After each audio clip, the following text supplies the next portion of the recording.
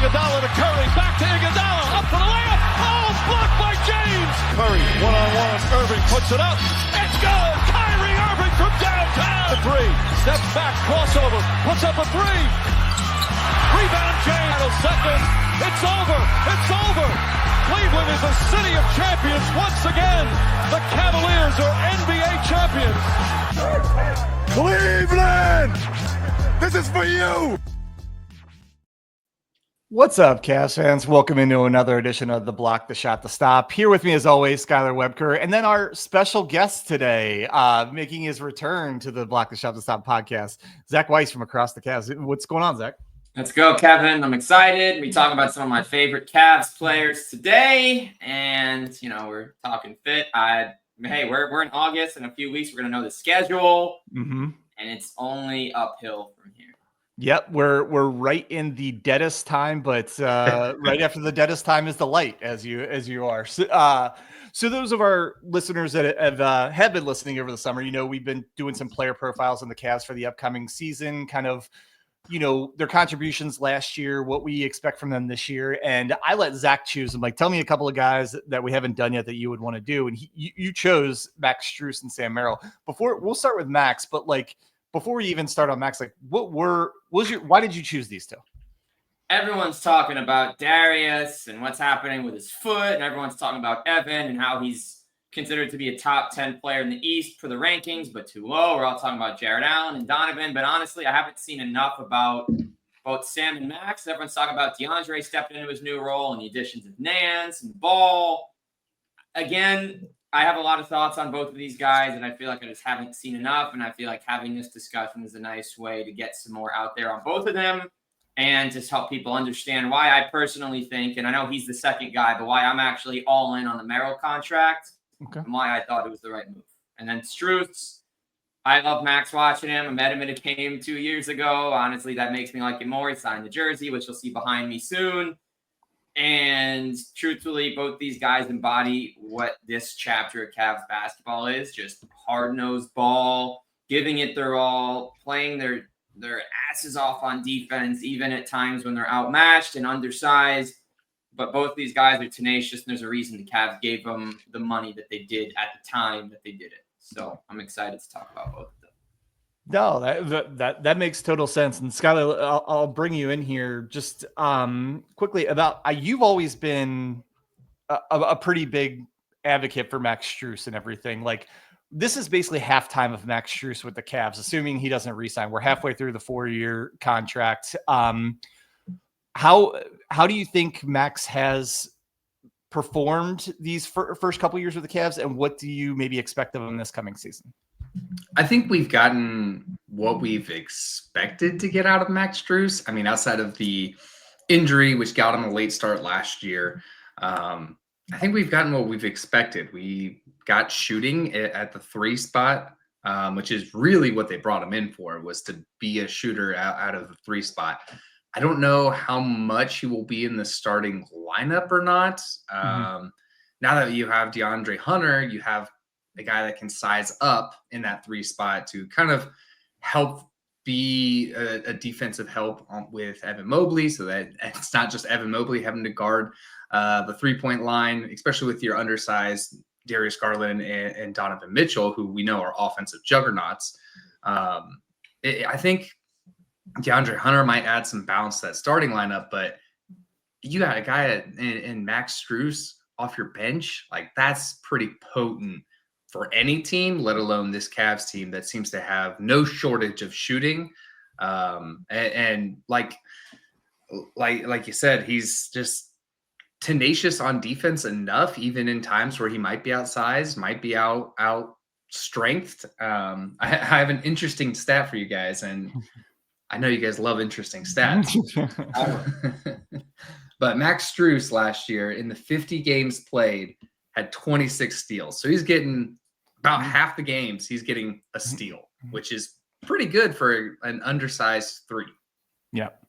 No, that's a good, it's an interesting stat. Zach, kind of go to you with a similar question. Let's focus on this coming year. What do you think Max's best role on the Cavs will be next season, and what would you expect him to contribute in that role? So truthfully, I think you think about guys that come in and do a little bit of everything. I remember from Larry Nance's first tenure in the Cavs weren't as good. He was doing a little bit of everything. He was doing some playmaking up top. He was grabbing rebounds and pushing in transition. He was becoming a three-point shooter. Led the league in deflections for the first 2 months of the season. We can't forget that. I see a similar type of role for Max, but in a reserve capacity. So I feel like 25 to 28 minutes will be good because I feel like Kenny's not going to run any of these guys more than 30 to 33 minutes a night. We saw last year that they were the number 1 seed doing that. This year, they don't have to see Jason Tatum. They don't have to see Damian Lillard. They don't have to see Tyrese Halliburton. There's a lot of other guys that are going to miss games and shifting around, and they're going to face these new look teams at the beginning of the season where they've got 85% of the same rotation that they had, 80% of the same rotation that they had last year. I feel like Max coming off the bench is better because the thing with DeAndre, and he's built in a way to be the sixth man, right? Because he's just a scorer. It's his main thing. He won't give you a lot of rebounds, a lot of assists. He'll give you good defense. He'll give you buckets. And I think he's better as a starter just because of the defense, even if it's for the first 6 to 7 minutes. And then you bring Max in for the next maybe 12, 13, and you run him with different guys. Because I feel like the way, or at least the way Kenny was doing minutes, everyone has stretches. No one plays more than 8 to 10 minutes at a time. But I feel like you start DeAndre. I would run it a little farther than last year. I feel like he brought guys in too soon last year with the 3 under 7 stoppage. Starting Dre gives them a knockdown shooter that really just needs to catch. And again, Max is a similar game, but I feel like bringing Max off the bench, like with Lonzo and Nance, gives them so much playmaking potential when Donovan and Mobley, whoever needs a rest, can get it. And they're not going to just play stagnant because the new set of guys that they've brought in that Max would be playing with move the ball, they cut, and truthfully, I feel like the bench shooting as a whole, and we'll get to the other guys, is going to be so much better and more consistent with this personnel group than it was last year. So seeing Max with a chance to play make, cut and dunk, screen as he usually does, I feel like adding another lob threat that's versatile like Larry, and if you wanted to sit both of the other guys, you still have that. And I think that he's the kind of guy, judging from his time in Miami, that he can play with anybody on the floor and have an impact. I mean, if you look at also the other thing for Strus is you talked about how much time he missed in the beginning of the year. He only had 9 games of 15 points, but they went 8-1, and they don't even need him to score 15. Truthfully, if Strus could average like 10, 4, and 4 with a steal on 45% shooting, stay fresh, and just be ready come playoff time. Maybe they'd make that lineup switch in the case of an emergency, like bring DeAndre off the bench. But I feel like his playmaking gives him so much more second unit potential, and you let your scorer and Dre begin games.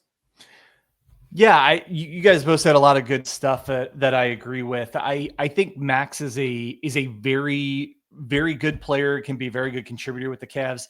I do think he's better to deploy in certain matchups than to just be, penned in as your starting 3. Even with Skylar said it well, like, Jason Tatum, think guys like that being out this coming year. Max at the 3 isn't always a great matchup. So I would almost rather deploy him off the bench in the role that fits him the best at games, sometimes playing the 2, the 3. And more so, I think, than anything, like, exactly what you're going to get from Max. I mean, I'd say he's, as much as anybody, one of the most consistent players on the team, like both offensively and defensively. He's not, he's never going to make an all-star game, never going to average 20 points, never going to make an all-defensive team. But you know what you're going to get, and that's like solid contributions from pretty much every area on the court. Skylar, I'll go back to you. Like, if we're saying Max's best role is off the bench, does it make sense to bring a guy making $16 million off the bench in a niche role? I think so. I think Zach put it well in the area of kind of guys being expected to be good in every aspect or do too much. I mean, if we put him off the bench, you have Lonzo, who's a great defender, especially around the 3-point line. You have Dean Wade, who's still an excellent defender on this team. You have Larry Nance, who's an excellent defender, both inside and outside scoring defender. And they'll always have either Jared Allen or Mobley or somebody play either the 4 or the 5 alongside that. So now you have Max Strus who say, Max, what we really need from you, just be a great scorer. That's it. Focus on scoring. And I think that will benefit his game. I think that'll benefit this Cavs second unit. And for the reasons that you said, like, he's just consistent. We saw at times Sam Merrill not be consistent in his shooting. We saw at times Ty Jerome not be consistent in the shooting. So if you're adding a consistent shooter off your bench, I think that's worth whatever price tag comes along with it. No, fair enough. Zach, I'll go a little bit different question for you. Like, you know, how does Max fit in? I think the issue, Max has been the 5th starter with the big 4. Like, is he the guy to, whether it's start or close games, play with the big 4? Is he better playing with a little bit more of a small ball lineup? Like, what do you think is his kind of best lineup to be a part of with this Cavs team? I feel like it's really hard to not have him in the game, and not just because of the Dallas game from 2 years ago, where five in a row, the craziest heat check we've ever seen.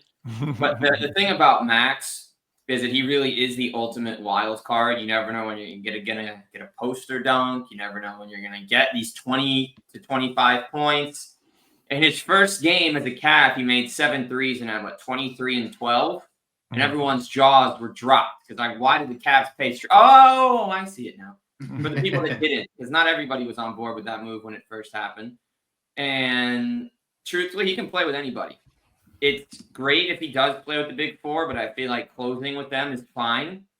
It could be a day where, and this probably won't happen a lot with Donovan, Darius, Evan when they're all healthy, but maybe it's a day where Darius just needs minutes off late in the game because he's been playing too much, or if he's coming back from injury and there's back-to-backs. So I could see a lot of games where Donovan and Max close in the backcourt with DeAndre, Evan, and Jarrett, or maybe they go Larry, or maybe they go Lonzo, depending on what they want to do. I think he can really play with any unit, and I'd like to see him start off in the second unit. Do I have my ideal 5 yet? No, I'm going to leave that to the coach of the year to make that a 5-man lineup. Sure. But I feel like Max on the second unit, as Skylar said, so he sees him as more of a shooter. I see him as a shooter playmaker. But even still, I just want to see Max get 5 to 6 threes a night so that he can get his volume. Because if he does come off the bench and his attempts start going down and that changes, maybe we'll see his production differently. But again, he'll be playing with Sam Merrill and Larry Nance, Lonzo Ball, and then one of Tomlin or Dean Wade or Jalen Tyson, if they so choose to put him in, maybe Tyrese Proctor or Craig Porter sneak in. I do think everyone on the Cavs bench coming up for this year has the potential to come in and have a big game. And so just seeing Max out there as a threat with whoever that is, to me, is utilizing it right. And you talk about the money.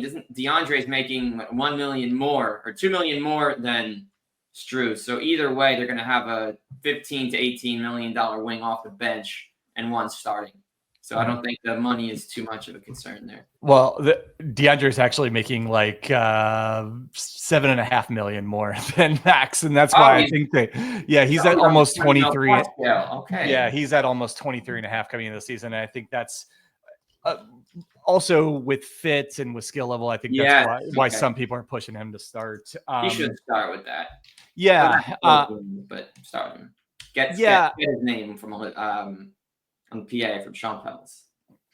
I agree. I think Max is put in a tough spot when he starts with the big 4, because he has to be the wing defender, and he has to be, do some of these things where he's better deployed as kind of a jack of all trades in certain matchups and everything. So I agree with you on that. I'm going to ask one more question, and Zach, I'll let you go first kind of quickly. We like to close the player profiles out on this. Like, what's maybe one thing you would love to see Max add to his game or do a little bit differently, something new from Max this coming season? Confident shots in the paint. He's threes, he's layups, and then he's those crazy dunks that Lonzo Ball, thanks to Matt Perry, now knows that Max has in his bag before getting to practice. But the one thing with Strus is a lot of times he can be passive when he's not part of the game plan. So when he finally gets a touch, if he's not open for three, he's not looking for it. So I would say be more aggressive on your drives and don't be afraid to create your own shot. Yes, look who you're playing with. You got 4 guys in your starting lineup that have been all-stars before. 3 of them just last year. But you've been that guy. You've had big playoff games. You've had big regular season games. You've been to the NBA Finals before. Don't be afraid to just let it fly because you're here to make it happen. You're getting paid this money for a reason. You know you're a shooter. And if you think you can go and the pump fake is great, but if you want to go off the dribble, no one's going to blame you for a couple misses because if you confidently take it, they respect you for it. You're going to create more inside for the bigs if you miss. Skylar, to you, same question. What's one thing you would like to see Max add or expand on for this coming season? I would say improvement in his ball handling, especially Zach, like you said, if they want him to come in as a scorer and playmaker, I think you got to improve on your ball handling and facilitation. In the 50 games last year, he had 54 turnovers, so it's a turnover a night. And we've seen some games where that's the difference is 1 bucket, 1 turnover, one thing. So if you're going to be a playmaker, a facilitator, the handles and the facilitation needs to be cleaned up a bit. And then I would echo the confident shooting because it is apparent whenever he's not the focal point of the offense or the game planning that he does tend to fade away, which is kind of a common theme amongst a lot of the players on the roster. So I think that's something that not just Max needs to work on, but I'm glad we have Coach of the Year Kenny Atkinson at the helm to resolve a lot of that. Oh, well said. And you took mine, so I was thinking of a new one while you're saying it. I agree with you 100% on the ball handling. I think it's one thing that this team needs more of, and you hope Lonzo can contribute with that. Maybe CPJ can help. But you saw it especially in the playoffs when the intensity racked up. They just weren't comfortable handling the ball against pressure. So I agree with you if Max could improve it all on that. The other thing I was going to say is, if his role is a little bit reduced, meaning he's not starting, his minutes go down a little bit, I want to see the intensity he plays with a lot of times, all the time, basically. I feel like he goes back and forth between, being in 3rd gear and 5th gear all the time. If he's going to be an off the bench guy, 20 minutes a game, 6-minute stretches, I want to see that, literally, not to be a pun, but maxed out, the whole time he's in the game, play some of it, while he maybe isn't quite as athletic. We saw in the playoffs, the last 4 teams that made it all had really great wing defenders that applied pressure on the other team constantly. We need him to fill kind of that kind of role. All right. Well, we can move on from Max. I think we all agree. We all like Max on this team and think he's going to be a big contributor, whatever his role is this coming year. Other guy we want to talk about is Sam Merrill. Sam Merrill, freshly off of his new contract with the Cavs. 4 years, $38 million, paying him, roughly $8 to $9 million per season for the next 4 years. I think, Zach, and I'll start with you. I don't think the Cavs give Sam Merrill this contract if they expect him to have the exact same role he's had the last 2 seasons. 17 minutes off the bench, just come in and shoot threes, that kind of thing. I think they see his role expanding. Do you agree with that? And if so, what do you think Sam's role might be this coming season and for the coming seasons after that? Yeah, so I think the big thing when you start off with Sam Merrill is let's remember that when he first came up a few years ago, no one was sure what role he was going to have. Really, he earned the spot from the G League. He really worked his way out. He was the last pick in the draft. He wins a title. He finds himself out of the league a few years later, which can happen with rookies that are picked late and don't get minutes. He's already been on 3 different rosters. He didn't make an NBA roster which is why he came to Cleveland. Works his tail off in the G League and gets himself up there. So from there, he already beat the odds just by getting into the league with the Cavs, who were an up-and-coming playoff team. fast forward ahead a year, and he's not in the rotation at the beginning of last season, but a lot of guys start going down, or start 2 years ago. And now he's getting regular minutes, and he's scoring 8 a game, and he's hitting 40% of his threes. Even though he wasn't in the rotation on day one, he's in the three-point shootout at All-Star Weekend. No, he didn't get to play. Donovan reps the Money Merrill jersey, which many of us, if we could buy it, would buy it. I have not seen it available anywhere. And he follows that up by getting more minutes last year, almost 20 a night, more games, more starting opportunities when guys go down. He improved his overall field goal percentage while dropping his three-point percentage, which tells you that he's a more confident finisher in the paint, which he was not when he first came in, because his field goal percentage and three-point percentage were nearly identical in his first year, which tells you that 90% of his shots are going up from deep, which is fine. But he's a confident driver now. He'll get to the line where he can probably hit 85 to 90% with a smooth stroke. And yeah, I think we go in now. It's his 4th year with the team, his 3rd full season. You paid him that money. I think they're looking at him to be the 8th man next season, behind probably Strus / Hunter, whatever the Cavs ultimately choose, and then Larry Nance. I see him coming in ahead of Lonzo Ball with one of the guards, and then Lonzo probably getting the role that Ty Jerome began last season with, or he'll probably start 2nd and 4th quarters, and they'll watch his minutes just because of the injury history to start. And then kind of similar to the way they did with Jerome, where he missed 80 games, and he comes in maybe playing 10 to 15. Then it slowly went up to the low 20s. So I see him doing that. I definitely see him getting it'll be the same number of shots, but I think now, for the first time, the league outside of Cleveland's actually really going to be watching Sam Merrill like that. Because for all the people that didn't watch regular Cavs games until the playoffs, they still didn't see the best of Merrill. They know all about Ty Jerome now.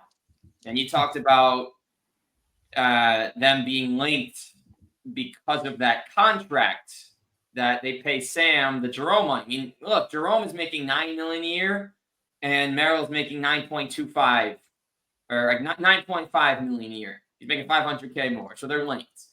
Sam doesn't have to come in here and be Ty Jerome. You know, he doesn't. I think the big thing for Merrill now, get your shots up, keep your confidence high, defend like we all know you can, because my goodness, is he fun to watch on that side of the ball. To those that don't watch defense intently, you need to watch what Sam Merrill does. He did have 2 blocks in the first game against the Heat. Let's not forget that either. Mr. 6'2" Sam Merrill, 2 block shots.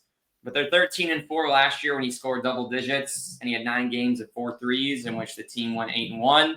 Bottom line, Sam plays well, the Cavs play well. He got this money because he can defend, he can spread the floor, he's a confident shooter, and he's earned it with the journey he's been on these last couple of years. Skylar, same to you. What do you think? What do you think Sam's role is going to be this coming season?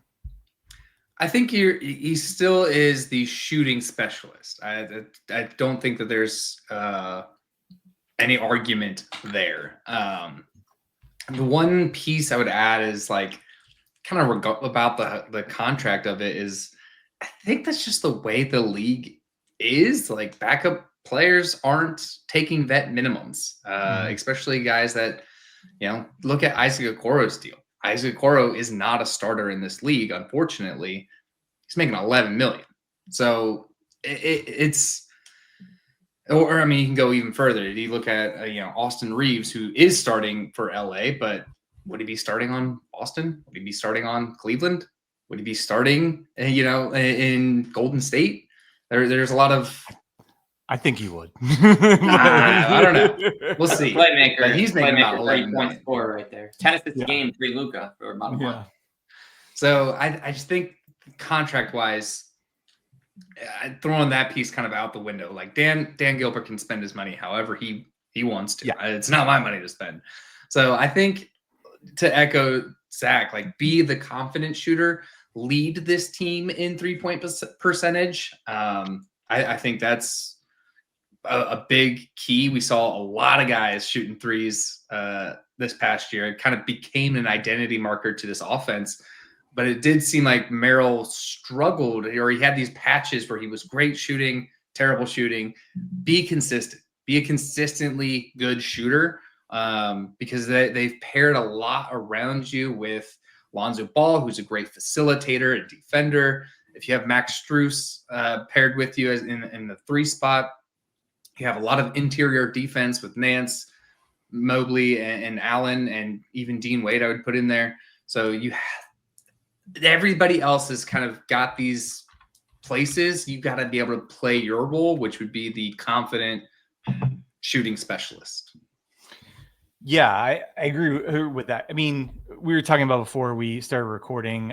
If you watched all these guys in warmups, you'd be like, "Oh, Sam Merrill's the best shooter on the team. He has the best form." I've called him like the second coming of Ray Allen with his form. But he was like 7th in 3-point percentage. That doesn't tell the full story. Sometimes the guys who shoot the most volume have to take the most difficult shots. I get all of that, but he is a guy, league average 3-point percentage is about 36%. He was 37%. He's got to be better than that. He's got to be several points above league average because that is his number one, contributing factor, as good as he is on defense. And I agree, very, very underrated on defense.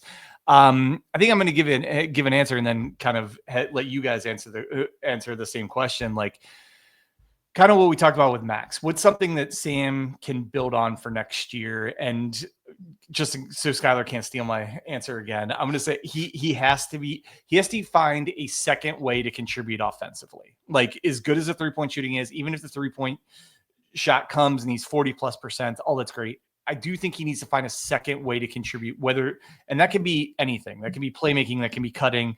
My preference would be him to get a little bit more comfortable ball handling. He was not comfortable holding the ball against pressure at all last year.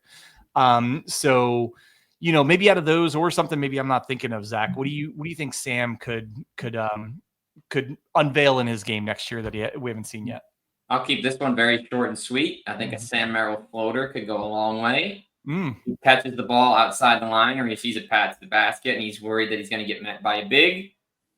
Practice the floater with Donovan. He's got the ultimate move where he pulls it in. You don't have to copy his move because no one can. Otherwise, someone would. Right. And if he can hit from 15 feet, I think he'll get a couple more points a game, and I think it'll keep people honest. I mean, that's the only guy who I think about. It's the most random player to have a floater, and it's a center versus a guard. But I think about the Hartenstein floater all the time. Because as a guy who does one thing specifically, and it's rim run, but then he also takes floaters. So Sam just takes threes. Why not add a little mid-range shot? Because yes, if you're not named DeMar DeRozan or Zach LaVine or one of a few Giannis, Bam, Jimmy, no one's really going to take that. The Cavs guys really don't. Jared will take some of them. But if you add a little push shot, I think it can open things up for you even as a small guard, because you will have opportunities against teams to get it off. And we want more Merrill scoring, right, to justify the bump in contract. So if he goes from 7 up to 9 points just from being able to get floaters, I mean, let's do it. It'd be effective with it. He's got a smooth touch inside. No, I love that. Skylar, what do you think? I'll kind of run off that. If he does develop kind of an inside game and a floater, find ways to get to the line, because he's took 29 free throws last year. He only missed 1. He's a good free throw shooter. Get to the line. I mean, 29 free throws on 71 games, that's kind of low, especially when you see guys get into the free throw line 28 times a night. I think you get to the line, you force contacts, you really help yourself. Kind of you're going to have all this criticism around the contract because everybody, Kevin included, was so in love with Ty Jerome, and you kind of got the money. I think if you can get to the line, you give yourself a great chance at elevating this offense, especially if, we saw that the 3-point shot isn't always there every night. But if you can get to the line consistently and you're a 90 career 950 free throw shooter, you should be doing that. Yeah, no, that's another great call. And I actually thought you were going to go back to like kind of the consistency of the 3-point shot. And so I kind of looked up Sam by month. there were 4 months that he was between 39% and 46%, which is exceptional 3-point shooting. And then there were 3 months where he was 26, 30, 32. So you're right on about the consistency with his shot. I mean, every month's not going to have identical stats. I get that, but it's a pretty big variance, kind of from month to month. So you would love to see a little bit more consistency. And I mean, one place he certainly was consistent was a free throw line when he got there. All right, we're going to wrap this up with a quick question, 2-word answer from each of you. I'm going to let Zach go first. Zach, who has a better season next year, Sam Merrill or Ty Jerome? Ty Jerome. And my other 2 words, my parentheses words are sorry, Sam. All right. Skylar. I'll go Sam Merrill. Okay. I think the situation is better for him in Cleveland than Ty Jerome's situation in Memphis. I agree. That's it. That's exactly my reasoning, because I would want to say Ty Jerome just because he had a much better season last year, but I actually think Sam Merrill is more set up for success with the Cavs than Ty Jerome. It's an awkward situation with playing behind not only John Morant, but then Scottie Pippen Jr. is so good last year. So sorry, Ty, but I'm going to say Sam also. One more. Sorry to go more than 2 words. I just want to add one more personal take on why I disagree, and then that's it for me. Okay. John Morant misses a lot of basketball games. That's true. Scottie Pippen played as well at times at the 2 as the 1, and they're just brought in KCP, who shot at 35% last year and brought almost nothing positive to the Magic. I didn't see a single positive KCP tweet. Everyone's saying that was the worst contract in the league last year. So just noting, KCP continues to be inefficient. Ja gets hurt. They might choose to limit Ja's minutes. Jerome's going to get 25 minutes a night versus only getting 18 with the Cavs. I just think there's more chances. And with Bane gone, and JJ's inconsistency, I just see a world where a lot of people are going to see Ty Jerome put up better numbers than this year. I'll add on there. Memphis is banking on Ty Jerome repeating a career year.